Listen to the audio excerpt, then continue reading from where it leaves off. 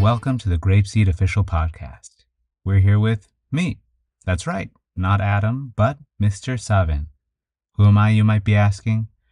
Well, if you're so curious, be sure to check out episode 191 of the pod, where Adam and I took some time to get into that. For now, all you really need to know is that I'm part of a global training team, a group of people all dedicated to making the lives of our teachers just a little bit easier. Today, we're trying a new format that we're calling What Will You Do? For our teachers in Unit 7 and above, you may recognize that language from the chant, Yes, I Will, where students learn how to say what they will or won't do. Today, we're going to turn the mic away from the students, however, and face them towards you, the listeners. My goal is to give you a chance to consider what you would do in a couple of different classroom situations. Now, there may not be one right answer, but I really want you to put yourself out there and in the quiet and comfort of your own home or wherever you are, answer as though I'm in the room with you. Don't worry about how I got there, but just know that I'll leave once I have a satisfying answer. Now, when the time comes, I'll leave a little space for you to speak. If you need more time, just pause this recording. I'm a great listener, but in this case, I won't justify your answer with a response. Instead, I'll just tell you what I would do, and you can rejoice in our shared thoughts or thoughtfully consider our differences. Let's start with a softball. It's a beautiful day in GrapeSEED world. The sun is shining, a gentle breeze is blowing through the open windows of your classroom. Everything is going according to plan. The floors are swept, the carpet has been lint rolled, and the tables are out for your students to do their writers on later. Students are starting to filter into class. But wait, what time is it? They're 20 minutes early. Some students sit at their chairs while some sprawl out on the triangular corner carpet. Some students even run around and play tag. Oh, the humanity. The classroom atmosphere is getting a little rowdy, and you sense that if things continue like this, you're going to have a hard time getting your students to focus. So, listeners, I ask you this. What will you do? Take a moment to think about it, and when you're ready, I'm all ears.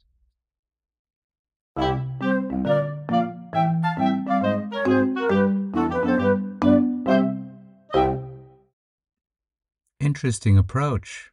In my mind, there's a number of things we could do. In a moment, we'll talk about what you can do to prevent this in future classes, but for this class, uniting the students in something they can do together may be the best course of action. You could play a game by integrating the freeze action activity into an older action activity like Let's Climb. You could also do the extra time activity from today's lesson plan. And you could even offer to read a previous unit's story, letting the students choose which story they'd like to hear. Reading a story will have the extra effect of calming your students down so that they'll be in the right mindset to start class. To further this idea of starting class with the right mindset, you could even engage everyone with a discussion that leads into your first component. For Unit 7, Lesson 3, for example, we start with the song My Next Birthday. I might tell my students about another teacher in the school whose birthday is coming up, or about a friend of my own. I can tell them what they like, what they dislike, and ask the students to help pick a birthday gift. Once it's time to start class, we can jump right into the first component. These can all be fun ways to prepare students for class, but the real lasting way to deal with a challenge is to make a structural change. I would personally give the students guidance on what is and is not okay when they show up early for class. In the reading corner, I could have a bin of old GrapeSEED stories that they can flip through, or even a collection of old poems that we know they know how to read. Depending on their unit, I could prepare flashcards of phonograms or even sight words that they can then play games with. Students could spread the cards out on a table and then take turns calling out the names of the cards one at a time. The rest of the students try to be the first to find the card in question and grab it. That's 1 point for them. The common thread of these ideas is that you're not simply filling time. you're creating activities that directly enhance and support the learning students are doing during their normal class time. A couple of notes about that last one.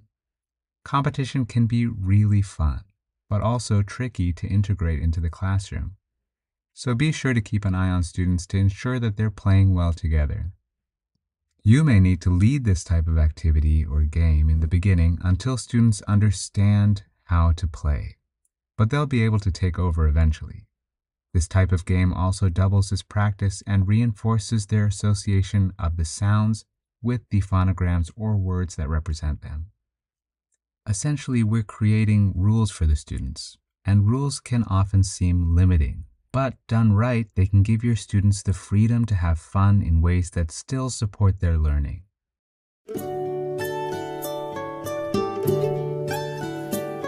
Goodbye, my friends, goodbye. I'm sad to say goodbye. It was a good day, but now I will say goodbye, my friends, goodbye. Goodbye, everyone.